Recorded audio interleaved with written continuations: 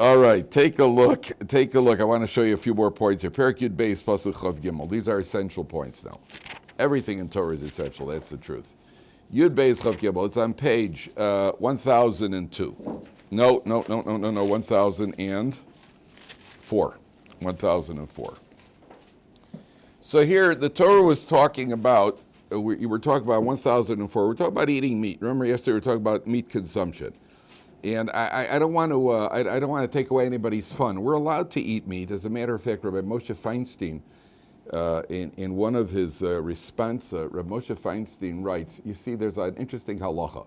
The halacha is, John, can I have that eraser right over there? That's my key piece of equipment. Thanks. Rabbi Moshe Feinstein writes that when you eat bread or you eat cake, let's say you eat cake with a meal. So, you have to be careful because if you eat too much cake with the meal, then you have to wash and bench. That's called being kovea suda. Now, how much cake that you eat with your meal now becomes in play as if it's bread?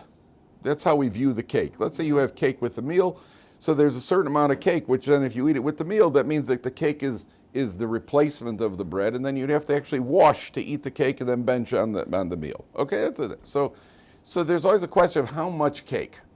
So Moshe Feinstein says, well, it depends how much bread is the norm to be eaten where you are. Now, your grandparents, certainly your great-grandparents, my grandparents, they grew up with bread and soup in dips, and then, a sliver of cooked chicken. That's how they ate. When I grew up, we never ate bread during the week.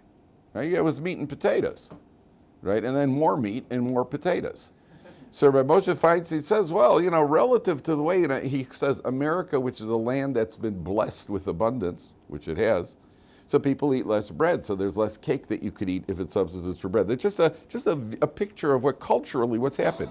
Your great-grandparents, your grandparents, your great-grandparents for sure, they never ate a meal without bread, and they never ate a meal without soup. And often that was the meal, because people didn't have a lot. And that's why Jews are always into dip. Did you guys ever have pichah? You know what pichah is? Is that the spicy stuff? The what? I'm thinking of sluch or something. What's that? It's like a spicy Israeli dip. Okay, so Israeli dips. Israeli have what do you call it? Israeli have a sesame dip and hummus and tchina and all the dips and all the matbucha and all the dips. This is where they cook the feet of the meat jelly. Yeah, they cook the feet and it creates some sort of what do you call it? And then you slap. And that's what my grandparents for sure ate that because that's what you had to eat. That was it. With bread. But we are in a so all of this has to be kept in the proper perspective. We do eat meat. I'm telling you, when I was in high school, when I came home for supper, I took sandwiches for lunch to school. But when I came home for supper, I never washed, never ate bread. A lot of times people say, "Oh, I don't want to wash." Are you going to eat bread? No, I don't feel like washing. That's not the problem. The problem is the benching, not the washing. People say, no, I don't feel like washing. Washing's not an issue. It's the benching that's just the issue. But at the end of the day, the Torah, okay, that's the first thing. That's what we spoke about yesterday. Then the Torah says, Rak chazak levilti achol hadam. Just strengthen yourself not to eat the blood. Ki hadam hu hanefesh. The blood is the soul. V'lo sochal hanefesh yimabasar. You don't eat the soul with the meat. Now, look at the terminology of the Torah. Strengthen yourself. You muster up the willpower not to eat that blood. Hold me back, somebody. Don't go for the blood. Have you been tempted to eat blood recently? Right? Are you really tempted to eat blood? Okay, in the north of England, they have something called black pudding. Huh? What do you call it? What do you call it? Haggis, that's what they call it. I know they call it black pudding, mate. It's called black pudding, right? Which is congealed blood, right? But obviously it's not. It's obviously it's gonna. They probably flavor it and do something with it. Otherwise, people wouldn't eat it. If it tastes, it's a sauce. Yeah, but it's congealed blood. They wouldn't be eating it if they wouldn't be eating it if it didn't taste good. But the Torah says we don't eat the blood. Now, by the way, I told you last time we spoke about this. When you pay for kosher meat, so you're paying for labor. Right, kosher meat costs what nowadays? Kosher meat, I don't know if it's 8 times the price of non-kosher meat, 10 times the price, whatever it is. It's astronomical. Well, part of it is you're paying for the labor, you're paying for the slaughtering, you're paying for the salting. One of the things you're paying for is for drawing out the blood. They salt the meat and draw out the blood. And that's part of the process, because what they do is they salt the meat, and after 20 minutes to a half hour of salting, the salt has to be a certain size salt. It can't be too fine, because then it'll dissolve, and it can't be too big, because then it won't get into all the crevices. But it has to be a certain size salt. They salt the meat. And if you watch, I've seen a video of the slaughterhouse. My mother, I saw her doing this when I was a little kid. Since then, I haven't seen anybody salt. Nowadays, nobody salts meat. Do you ever see your parents' meat salted? In your house, your mother salts meat? The livers. Okay, the livers she doesn't salt. The livers she grills. She doesn't salt livers. Livers she grills. You can't salt liver. Liver you got to grill over an open fire, and see the whole house filled with smoke and set off the smoke detectors, right? When they grill the livers, right? And it smells to high heaven, right? But it's very strong, very strong. But the salt, the meat, chicken, they got to open it up. They scatter the salt all over, and after about 20 minutes, the salt turns red, because it's drawing out the blood. Anything after that, any red after that is not considered blood according to halacha. So there may be like a red residue that goes with it in the thing, but that's not considered forbidden blood according to halacha. The blood has been drawn out. Comes along the Torah says, now, most people don't have this temptation. I did have a friend who was working in a slaughterhouse once. A friend who was a sheikhet. He said that one of the non-Jews who worked there, they slaughtered the cow, and one of the non-Jews just took his cup and he filled it right up at the neck. Right, and he just knocked it down, Well, he apparently hadn't had breakfast. And listen, it's better than decaf, right? So, it's that or decaf, what's it going to be? So he had one of my other friends, one of the guys told me a cow once got loose. He was in the shop, the cow got loose. And they have apparently on the walls, I've never been in a slaughterhouse, I would pass out for sure. If I saw shechita of a cow, I'd pass out for sure. And they have on the wall, they have these ladders, and the cow got loose and was running crazy. The shochtim, everybody jumps up on the side and pulls themselves up on ladders, and the guys come out with some sort of gun, I guess a stun gun or something, to get to shoot. That's not a simple business over there. So here, look at your reaction. You're repulsed by the idea. So why does the Torah say strengthen yourself? The Torah says chazak levilti yachol adam. Oh, really? Got to muster up some willpower over here, not to eat blood. We're repulsed by it. The whole thing sounds like you take a look at an egg. A Jewish woman is cooking in the kitchen. She cracks open an egg. There's one little red spot on the egg. She throws out the whole egg.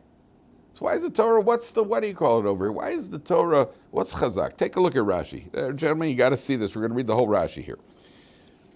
Chav Gimel. It's if you find it, please show the person next to you. It's the right column of Rashi. The right column of Rashi, 5 lines from the bottom. Please show the person next to you if you find it. Rak chazak levilti achol adam. Mima shenemar chazak, from the fact that it says strengthen yourself, atalamed, this teaches you, shahayu shtufim badam la'ochel, they were immersed in blood to eat blood. It was a pursuit of theirs to eat blood. Lefichach hutzrach lomar chazak divrei Rabbi Yehuda. Rabbi Yehuda says the reason the Torah says chazak is because the people were obviously, this was something that they were involved with, and therefore they were so involved with it. The Torah says, listen, muster up the willpower. You're going to have to not eat blood. Rabbi Shimon ben Azai, some say Rabbi Shimon ben Yochai Omer. No, it's a machlokas tanaim, gentlemen. Loba kosuv elazchircha. The Torah is coming to warn ulilamedcha and to teach us ad kama atatzorich lischazek b'mitzvahs. To what extent do we have to strengthen ourselves when it comes to Torah observant? Im hadam, if blood, shehu kali shamer mimena. Blood is easy to be careful with because we're not interested in blood. She'ein adam misavela, we have no desire for blood. Yet, hutzrach lechazkecha b'azar, the Torah needs to reinforce our fortitude that we shouldn't get involved in blood. Kal v'chomer l'shar mitzvahs, all the more so how much we need to strengthen ourselves and be on the guard for other mitzvahs. So you have a basic machlokas over here. Why does the Torah prohibit blood when the Torah says strengthen yourself? Is it because blood was something that people were into in those days? Or is it something, imagine the Torah telling us nowadays, somebody saying that you must strengthen yourself not to get involved in crack. Right? Don't get involved in crack cocaine. Now, it's either because, this is one of our big habits and pursuits, or it's not something that any of us with any intelligence would get involved with, But if I need to strengthen myself for that, I certainly need to strengthen myself to avoid doing other things that are wrong. That's the machlokas between the two. Now the question becomes, let's say they were involved in blood. According to Rabbi Yehuda, why were they involved in blood? Why? Because of the taste? Were these people living in Newcastle? Is it north of England over here? Why were they involved in blood? So the Ramban says that blood was one of the things that was consumed when you wanted to make contact with the negative forces of the occult. You consumed blood, right? And therefore, when people were involved in that sort of pursuit, and what do they call it now? Devil worship. That sort of thing, any of that sort of thing. So blood was one of the things that you consumed. And therefore, there's a machlokas over why the Torah is warning. So there's a Mishnah at the end of Tractate Makos, and the Mishnah says that if blood and, creepy, crawly creatures, insects and blood, reptiles, which repulse us, and a person gets rewarded for that. So gezel ve'arayos, theft and immorality, which people are drawn after, and we overcome those temptations, imagine the benefits we're going to have for ourselves and for future generations. That's what the Mishnah says. So you get an idea over here. Now let's take a look at the next Mishnah. The next pasuk, because there's a fascinating Rambam here. The next pasuk says, what do you do with the blood? Lo sochlenu, you do not eat the blood. Ala oretz tishbechenu kamayim. You must spill it out like water. You spill out the blood. Okay, so I told you by now. We first of all, there's something called covering the blood. If it's a non-domesticated, if a bird or a fowl or a non-domesticated animal, we cover the blood. But you get rid of the blood. We don't need to eat the blood. You draw the blood out. So it says you spill it on the water on the ground like water. Now there's an interesting.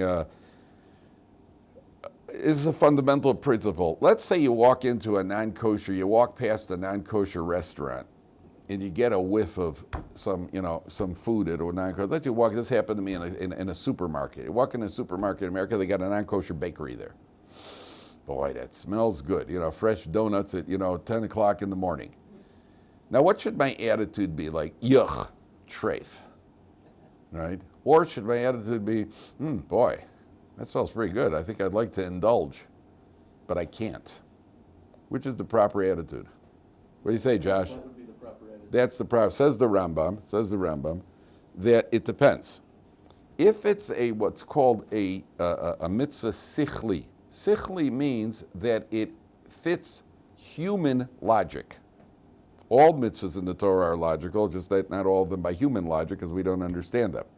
But if it fits human logic, for instance, don't steal, don't murder, don't eat sushi, right? Anything that fits human logic, right? So then we're not supposed to say, well, I'd like to, but the Torah says not to. We're not supposed to say, boy, I would love to steal. Boy, oh boy, oh boy. Pickpocketing, here I come. But I'm not allowed to. No, if it's sichli, it's human logic that I'm not allowed to take things out of other people's pockets. It's human logic that I'm not supposed to shoot people. I'm not supposed to murder people. I'm not supposed to say, boy, I'd like to kill a few people. And the only reason I'm not is because the Torah says not to. That's not what we're supposed to. We're supposed to say, listen, I shouldn't even desire that. But when it comes to forbidden things which do not fit human logic, like wearing wool and linen, or not eating pork, or not indulging, then the Rambam says we should say that. We should really say to ourselves, you know what? I'd really like to do this. I'd really like to indulge. And the only reason I'm not indulging is because the Torah says not to indulge. And if you walk, you get a whiff of a non-kosher restaurant. It doesn't mean you should go to the non-kosher, but if you get a whiff, you're like, boy, that probably is pretty good. It probably is. There's only one reason. Listen, there used to be a commercial on TV for the Ponderosa Steakhouse. So this guy with a really tempting voice, he would show you a big steak with a really nice succulent baked potato and like a king crab. And the end of the commercial was, if you don't get into your car right now and drive to Ponderosa, you're not hungry. That was the end of the commercial. I was hungry. He was wrong. I was hungry. But you can't get it. It looked good. Let me tell you. It looked good. So why not? Because the Torah says not to. The Torah says not to. Now, let me ask you a question. Imagine you bite into an apple. This applies to every one of you. Again, your first name is? Joshua. Josh. What? Joshua. Joshua. And you're also Josh. Okay, sir. Right? So that's right, sir. I love it. I love it. So what do you call it? Imagine that you bite into an apple and you just miss a worm. You take a bite, you're like, ooh, and somebody's looking right back at you. What would your reaction be? Honest. What's your reaction? Your gut reaction, what's your reaction? Ugh, gross. That's not what the reaction is supposed to be.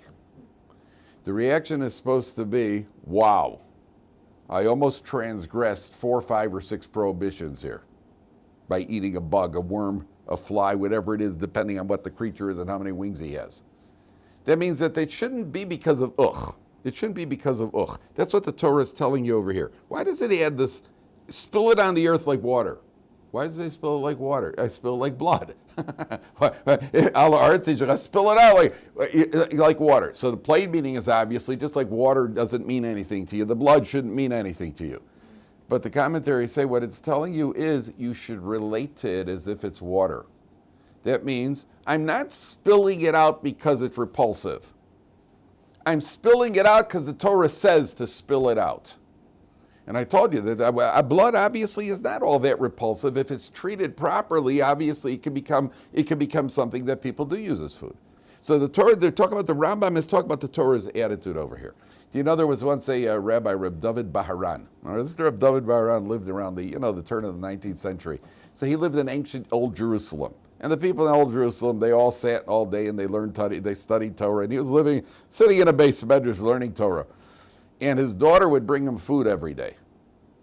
And his daughter would bring him his food. She'd bring him food, whatever food they ate, some dried crusts of bread, and she'd bring him a bottle of milk. And in winter, she brought him some, what's it called, the heaters that they use, the oil that they use for the heaters. I forgot paraffin oil. Was it paraffin oil? Or what's the oil called that they used in Yerushalayim? In Hebrew, they call it neft.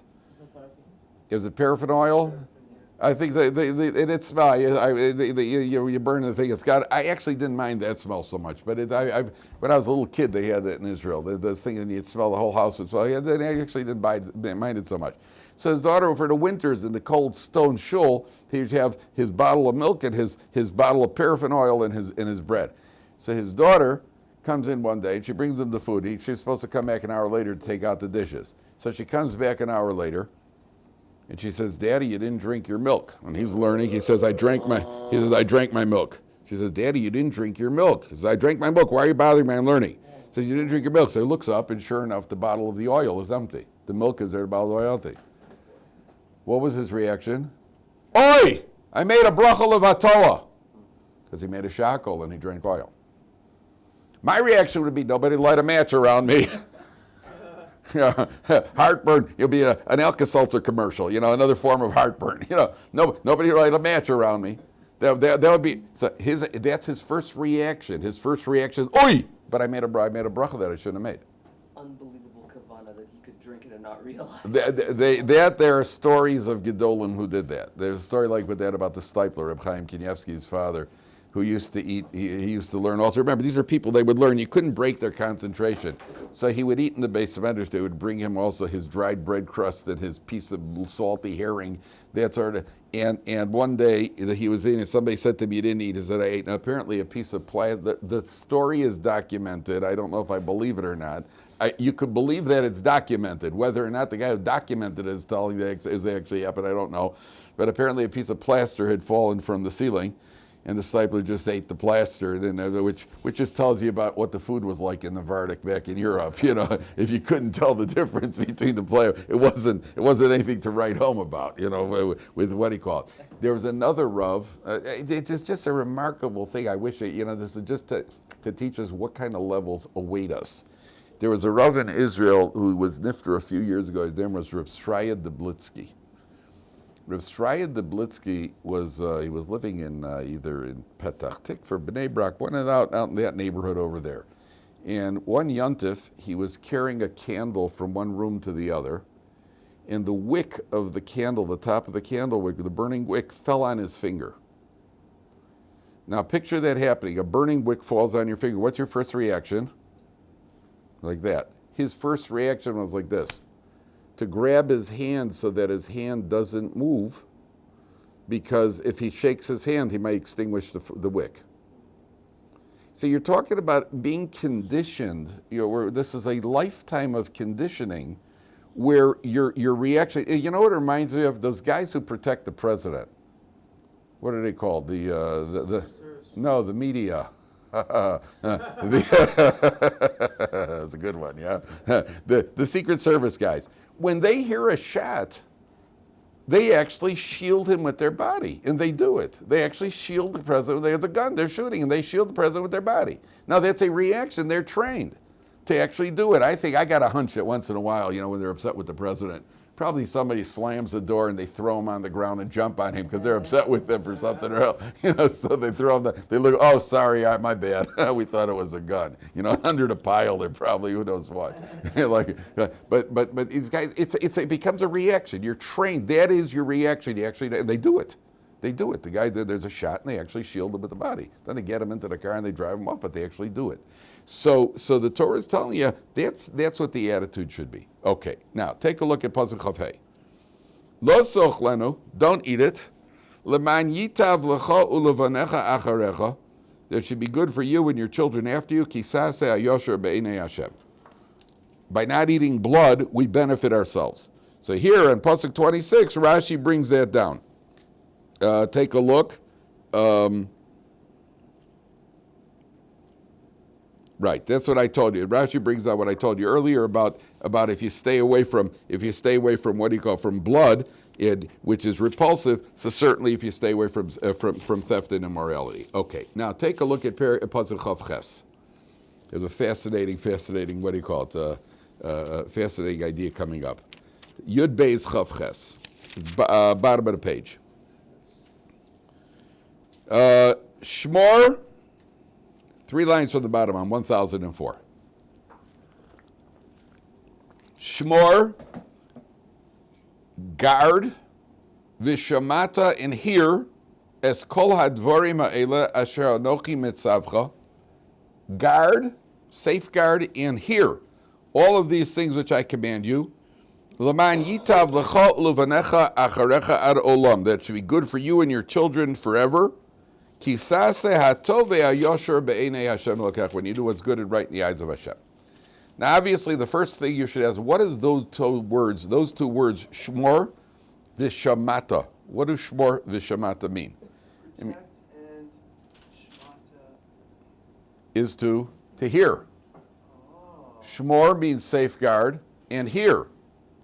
Now, the first problem here is that it seems like it's out of order. In order to safeguard the mitzvahs, first you got to hear the mitzvahs. Isn't that right, John? In order to safeguard them, you got to hear them. Here it says shmor vishamata. That's question number 1.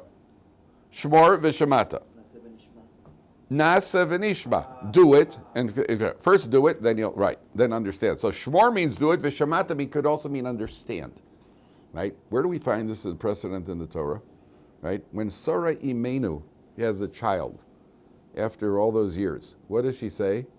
Kol hashomea yitzachak li. Anybody who hears about this event will celebrate for me. But everybody will celebrate for Sarah Imenu because you heard about the news, so you celebrate. Prince Charles got married, so you celebrated. I heard about it. It's not like I made a kiddush and shul that day. It was like we made a fake ufruf, So he got married. So, okay, let's pretend they have a royal ufruf. What was it? I heard about it. Okay, every time you hear about some good news, you celebrate? You'll be happy for the person? You're so happy for the person because something happened? So the idea is, kol hashomea, anybody who understands what I've been through and what has taken place over here, yitzachak li, they'll be happy for me. That means shomea could mean to understand. So shmor, keep the mitzvahs, exactly what Meir says. Nasa, we'll do it v'nishma, then we'll try to understand it. But first first obey. It's when you're, guys, you'll get there when you have teenage sons. And you give them instructions.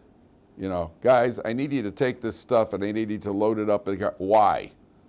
There's always I'll explain everything to you later. First, just do what I tell you to do, okay? Because there's no nafkamina here. You're going to do it anyway. Just get it done, and then I'll tell you all about it. Teenage boys are like that all the time. I could be standing on a ladder, balancing like a ballerina. I'll say, hey, guy, could one of you bring me the wrench? What do you need it for? Wait, would you get me the wrench over here? Look like the Statue of Liberty. This guy's he's giving me a whole drush over here. So sometimes they're or it works in the opposite direction. When a kid wants to do something, as a father, I say, no, you can't do that. He says, why not? I say, okay, I'll be glad to explain to you, but first let's get something clear. The decision was made, so it's not negotiable. It's not negotiable. I want you to understand I've made a decision already. You want to understand, I'll be glad to explain to you. Because cliff jumping is dangerous, that's why. Therefore, you cannot go cliff jumping with 3 bottles of alcohol. How do you like that? Because it's dangerous. Now do you understand? But the decision was made. So that's first, Nasiv and Ishma. You'll get there. When you have teenagers, you'll get there. It's a lot of fun, let me tell you. So we survived it, Baruch Hashem. We survived the teen years. Baruch Hashem, yeah. Well, one more. She's 18. And I'm still in survival mode. So they should have first aid for parents, survival mode. Didn't they teach you at the military how to survive out in the wilderness or something? They give you a flashlight and a pita, and you got to find your way back to civilization on your own. That's what it's like raising teens, right? So now, one of the commentaries says like this: Shmor v'shemata refers to the deoraisa and the rabbanans. Shmor, keep the Torah the way the Torah was given. That's the Torah that we have. Vishamata is that later on there are going to be other mitzvahs that are going to be safeguards that are going to be added. Now, one of the things that people always ask is, the Rabbanan came along and they added all sorts of things. Well, why can't the Reform do that? Reform and Conservative, they also add things, didn't they? Why? What's the difference? So I want to tell you an interesting pattern. When you look at the Rabbanans, what generally happened? More strict. Correct. How do you like that? Having to wait 6 hours between meat and milk is not a leniency. So, whereas when the conservative movement, the first thing the conservative movement said that you could drive to shul on Shabbos. So there was always a leniency. When there's a leniency, you always got to be suspicious. So I don't know if you've heard of the Briskers, right? You heard of the Briskers, right? The Brisker Rav. So the first one in the chain was the Beis Halevi, Rav Yoshe Ber Soloveitchik.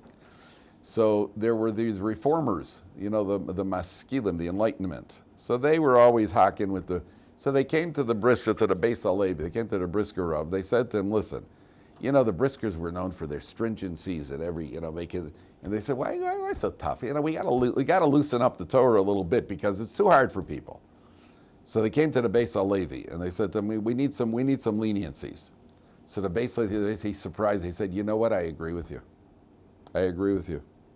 And not only that, I have a new sefer coming out, and in this sefer I have published certain leniencies. And they're like, yeah, really? Wow. He says, yes. He says, could tell us like what? He says, well, I'll tell you, there are some who say that you could only daven, they take a stringent opinion and say that you could only daven Ma'ariv until midnight. I'm lenient and I say you could daven Ma'ariv until the sunrise. I have the lenient opinion. There are those that say they're stringent and they say you should not wear Rabbeinu Tam tefillin at all. I take the lenient approach, say yes, not only your regular tefillin, you could also wear Rabbeinu Tam tefillin. There are those who say you should not fast on Rosh Hashanah.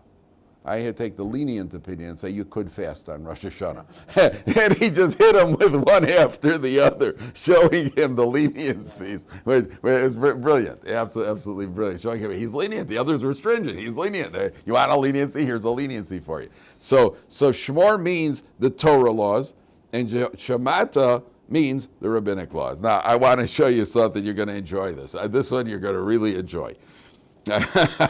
This is unbelievable. Take a look at Perek Yud Gimel Pasuk Beis. Here the Torah starts talking about on page 1006. Okay, now you guys got to see this. This is actually amusing. On 1006, it starts talking about a false prophet. When a false prophet arises. Ki yakum b'kirbecha navi ocholem chalom. You see where that is, everybody? 7 lines from the bottom. When a prophet or a dreamer arises, V'nasan eilecha os o mofes, and he gives you a sign or a miracle. And he's going to try to convince you that he's a genuine prophet. And the Torah comes along, and the Torah continues and says, and eventually he says to you, since I'm a prophet, I'm telling you to worship idols, then you know that he's a false prophet. Now, there are two types of false prophets, by the way. There's a false prophet who intentionally is a false prophet. That means he knows that but he uses, according to some, he uses kochos hatuma to perform miracles. He uses forces of impurity to perform miracles. But he knows intentionally that he's a false prophet. They have another guy's a meshuggah. Guy's a meshuggah. He genuinely thinks that he had a communication. Right? That's also a false prophet. He really thinks that that Hashem has spoken specifically to him. Okay. Now, if you take a look at the words, Bikirbecha, ki yakum bikirbecha, when there rises up in your midst. When they rise up in your midst, 7 lines from the bottom. The numerical value of the word bikirbecha, according to the Baal HaTurim, do you see where that word bikirbecha is, gentlemen? Mm-hmm. 7 lines from the bottom. 7 lines on page 1006. Ki yakum bikirbecha navi ocholem chalom. So bikirbecha, the numerical value is 324. Bikir b'cha, 324. Says the Baal HaTurim, that's the exact numerical value of the 2 Hebrew words, zu ha'isha. This refers to the woman.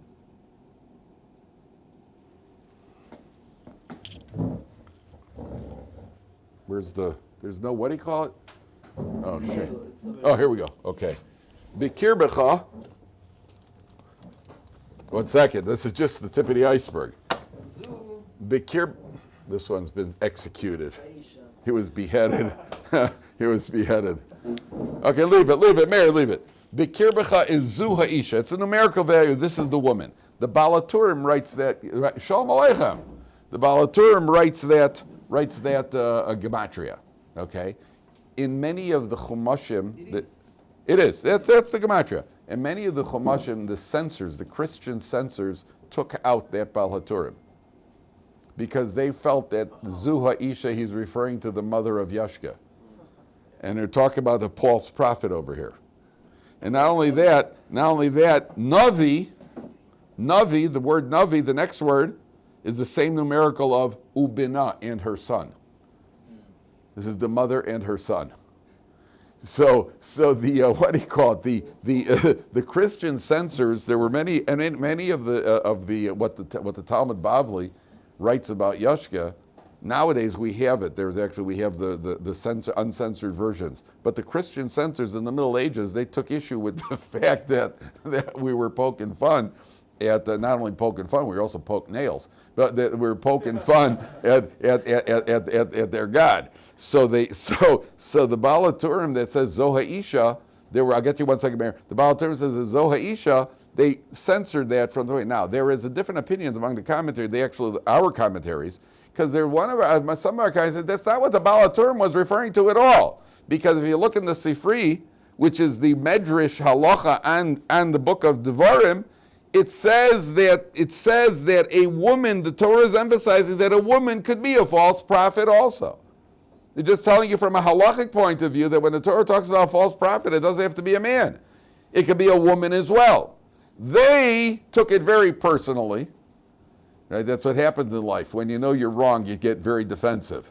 Right? So they took it personally because anything that everybody says that even sounds like it might be an insult of their, so they got all to hit, so they took it out.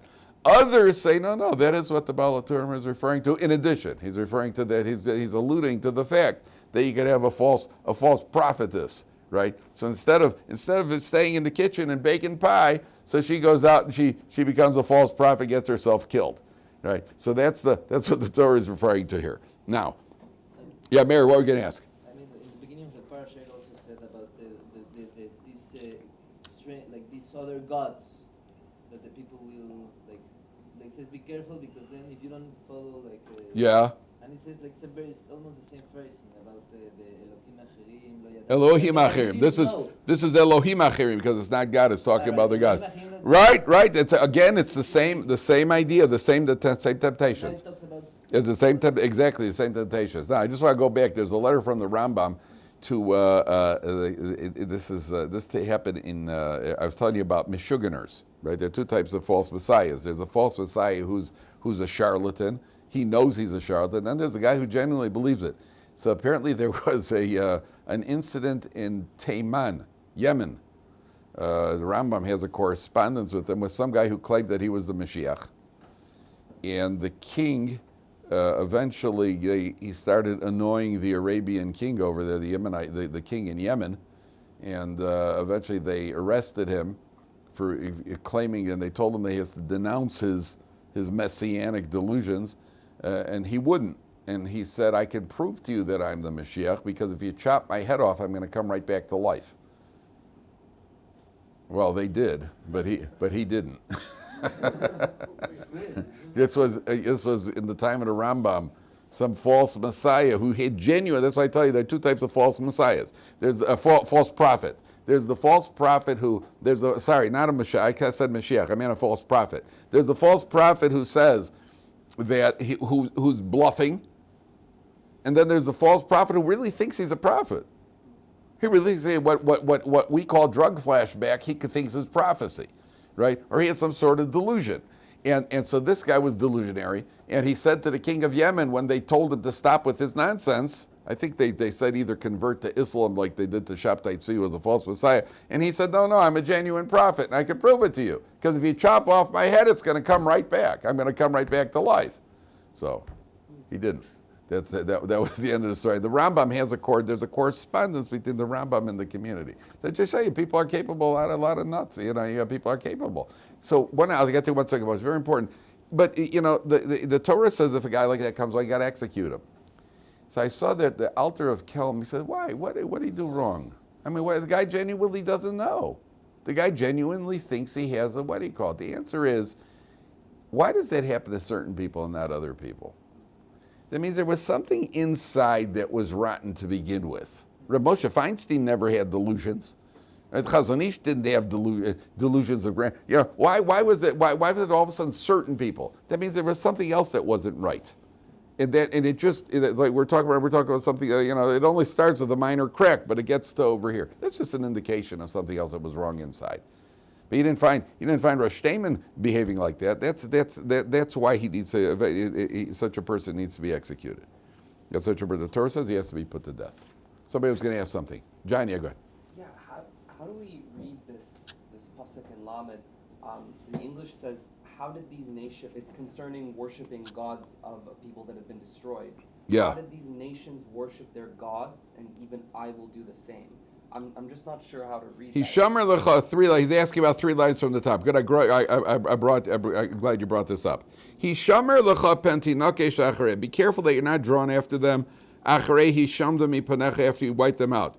Ufen tidrosh le'elohem, lest you follow their gods. Lamor, by saying, Echayav, the quote, you will say the following, how they worship their gods. Echayav do goyim elosayim eseken gamoni.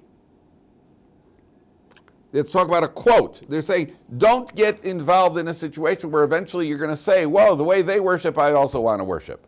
Oh, well, 1 second. Look at the next pasuk. Lo sa'asekein l'Hashem l'kacha. Don't worship God the way they worship. Ki kol to'avas Hashem asher sanei osu lehem. But they did all the abominations.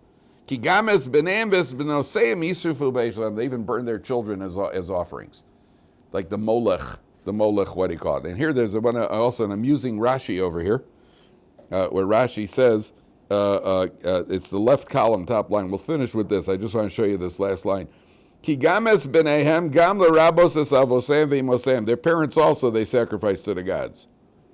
Amar Rabbi Akiva, says Rabbi Akiva, ani reisi goy echad shekafaso la'aviv lifnei kalbo. He tied his father up in front of his dog v'acholo, and he ate him. Rashi brings down a sifri. It's not me. Rabbi Akiva says, I saw a guy tie up his father in front of a dog and he ate him. Some of the commentators say the dog is really a veiled reference to his idol, and Adam means that he burnt them in front of the idol. They sacrificed their parents, they sacrificed their children. I had my own idea here. Why is it that if they sacrifice their children, of all things which Hashem hates, that people sacrifice their children to their gods? First of all, you know what the idea was? Why would they do that? I mean, come on. There's one opinion in the Gemara that Molech, they actually burnt the children. There's another opinion that they just passed them between two pillars of fire. But why would people burn their children? All right, if you've ever been in American public school, it's not that difficult to understand. But if you watch the behavior, Israeli schools, public schools are not that much better. But most parents still aren't going to burn their children. The answer is they believe, according to some of the commentators in the ancient world, they believe that if you sacrifice one family member to the gods, it would appease the gods and there would be prosperity for everybody else. Not sure how they chose which family member goes, Okay, Frank, it's you. no, take Arthur. I did it last week, So I'm not sure how that works.